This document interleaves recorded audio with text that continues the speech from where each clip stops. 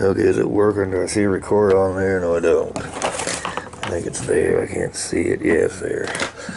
My eyes are going bad. Okay. Recently I put on a report. This is a report on the wall. This is a border wall that Trump and the Democrats are fighting over. Last week I put on a report about the same subject. I had about 120 hits, and I had a report before that. It was on net neutrality, which is probably got a lot of numbers, a whole lot of numbers, because it was a subject, net neutrality. People are interested in it. Well, this one I got 121 hits and then it's shut off. And my whole YouTube channel has been totally shut off. I haven't gotten one hit in the last 5 days, and I don't know whether it's just the internet service provider is providing me with numbers that are inaccurate. I don't know. It's frozen up, and I don't know why, but I'm hoping if anybody hears anything on YouTube or anywhere else on the right, and there's evidence that they've been tampering with the algorithms, that anybody's been tampering with them, anywhere where it's on the right and it's it's promoting something Trump does that's in conflict with corporate interests, that they would take that immediately to Fox News. I don't know if they're doing it good or not, but if enough people did it, maybe it would. I'm hoping it's just the algorithms. I don't know whether I'm being censored or not, but I'm hoping it turns out just to be, not the algorithms. I hope it turns out to be just the internet service provider giving me faulty numbers. I'm not sure what's going on. Anyway, this is another report on Pelosi and Schumer and the Trump meeting funding the border wall fight and the government shutdown. Okay, I just heard a report from Tucker Carlson tonight that echoed almost everything I said, which I gotta say kind of bugs me because I've never heard anybody on Fox News. This is the first time anybody's been close to as smart as me. And I just can't, I can't hardly handle that. But anyway, I listened to him the night before and he was way off. The night before that he made a comment like, well, I know Nancy Pelosi has her supporters, and she has, the people that give her campaign money and stuff that want cheap labor, want open borders and cheap labor, but I don't understand why she doesn't want the wall. It's so cheap. I thought you just answered your own question. Back up a little bit, and what did you just say? That's why she doesn't want the wall in there. But anyway, see, tonight he had a real good report. And basically, I'm just echoing everything he just said, but there's a few things Tucker missed too, though, I think. A few points he failed to drive home, which I'm going to repeat, but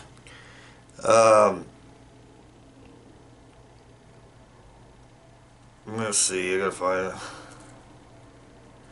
The main thing is you have, the corporates, like I said before. The corporate media will report on Trump and say that the border wall is that Trump's a racist, and they're spreading propaganda to scare everybody. Sky's falling, because they know they pour campaign money. They keep Trump's approval rating low, and they keep the public from wanting that border wall. And they know if they pour campaign money into Congress and give the Democrats and Republican Party both, they give them campaign money, and they know if they're in bed with the campaign money, they won't put the wall through. But if there's too much public interest in the wall, that would counteract the campaign money. Well, Tucker brought out that he got part of that. What all he say? The reason corporates don't want the wall is because they know it's effective. Oh, they know it'll still be there when Trump leaves. That's right. Look, if you just depend on other means to stop migration and enforcing immigration laws, they know as soon as Trump's out of there, their campaign money is going to put a stop to it. They won't enforce the immigration laws. But border walls are effective, and they know they are, and after Trump leaves, they'll still be there. That's why they're opposed to this. That's why Pelosi is opposed to it. And that's why what's his name, Schumer, got so mad when they had that meeting with Trump, because he knows his corporates, the owners, and the people who gave him campaign money, and he's in bed with them, want that wall, and he knows that if Trump blocks that government and shuts it down, it sheds light on his motives, which is to keep that wall, is to keep that border open, and those people that gave him campaign money. It puts light on. That's why he's so mad. He calls it a temper tantrum. When in reality, look, 75%, that's what Tucker didn't say, 74% want that wall. They support it. Because look, their wages go up. It hits them in the wallet. That means the working class makes more and the corporates make less because they don't have cheap labor. And that's what the fight's over. It's the 99% versus the 1%. And so the working class wants it, and 74% want that wall. They want those borders closed. Well, and it's growing pretty fast. Well, anyway, it's just like you take net neutrality. I mean, you argue the government isn't broken. I mean, who's going to look? I mean, most people that watch this are on the left, right? Most people that watch YouTube are on the left. And they know that they want net neutrality, which I do too. I support it. You got to have it. I mean, you got to protect the First Amendment. That's the only way to do it. And Hannity was arguing use the free market. You don't use the free market. The free market doesn't work. You have to have laws that are on the left to protect the First Amendment, and that includes net neutrality. That includes laws against corporations taking over the media. The only reason they ditched those laws is because the campaign money overrode them. Corruption again. But you take that, you know that what, 87% supported net neutrality. So if the system worked the way it was supposed to, if Trump had vetoed it and 87% supported it, that would have been enough to override the veto. If the government was in bed with the public the way it's supposed to be, the one man, one vote, obviously it wasn't. And we've got the same thing with this wall right here. We got 74% that want it. And Schumer and Pelosi both. Look, Pelosi, the way she got that speakership is all the campaign money from these corporates that want that wall. They want that wall out of there. That's how she got that speakership. And that's why she said that, hey, get rid of the cameras. I don't want the cameras. Because like I say, it's like, to me, that right a minute way, you know there's a reason she doesn't want them there. It's like I say, it's like my mom's dog that slept in the flower bed, and as soon, I use that analogy, the dog analogy. She slept in the flower bed. As soon as Mom pulled up in the car, the dog jumped out of the flower bed. You know, that proves right there the dog knew it wasn't supposed to be in the flower bed. Well, you got the same thing here. She knew damn well that she was doing something the public didn't want, and that's why she said, can't we do this in private? Get those cameras out of there. That's what happened. That's exactly what happened. And Trump said it's transparency. That's exactly what she didn't want. She didn't want transparency. So Trump's in bed with the public, the 99%, and Pelosi and Schumer, and I don't have anything against Democrats. I have something against bad politicians. And Pelosi and Schumer both need to be out the door. Okay, now Tucker, what everything he brought out, what all he say? He said that they don't want it because they know it's going to be there after Trump leaves. Oh, and the expense of it. Okay, the expense of it doesn't have anything to do with it. They're lying when they say the expense. Look, I mean, the wall costs this much, and Democrats spend this much on frivolous stuff. They don't give a damn about this much money. They don't want business corporates. Like I say, they know the wall's effective, and that's how you know it's effective. The corporates are right most of the time. The corporates, and the corporates don't want the wall in there, so you know that the walls are effective protecting the border. That proves it right there. And they tried it in several other countries, and it's worked. Okay. Well, the main thing that Tucker didn't drive home was that you don't have democracy. Unless you shut down the government, you don't have democracy. And that's what Trump needed to tell Schumer. All you have is corruption and him in bed with campaign money. If you shut down the government, it draws light on it, and we get our one man, one vote, and that's the democratic process. And Schumer doesn't believe in democracy anymore in the man in the moon when you have 74% that want the wall. That's the main thing I thought Tucker didn't bring out that he should have. But he brought out most everything else, and it's making me feel like, hey, somebody's almost as smart as I am. It's starting to bug me. Anyway, that's never happened before. I've got to straighten this out. Okay. I'm just kidding. I'm just trying to be funny. Alright. Puts light on Pelosi and the Schumer corruption. Why Schumer was so mad. Also, Tucker, okay, and then what's her name, Judge Jeannie brought out after that, why are the Republicans not supporting it? The Republicans aren't supporting it for the same reason. They're getting campaign money from the corporates. That's why they're against the wall. But they give campaign money, anybody will take it. Okay, now the other thing, I think I've said everything I want to, and I'm hoping if everybody watched Tucker the other night that it'll carry, if I'm censored at all, I don't know whether I am or not, but I sure wonder, that it'll counteract me being censored because Tucker said almost everything I just did.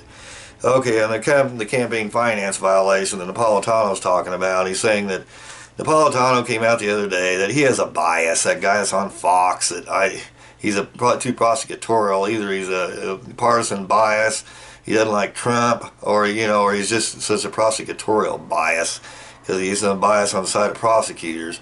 he was arguing that the Edwards case is going to be a whole lot of trouble for Trump because it has to do with reporting to the government what you spend on campaigns. You know, disclosure. And the Edwards case had anything to do with disclosure.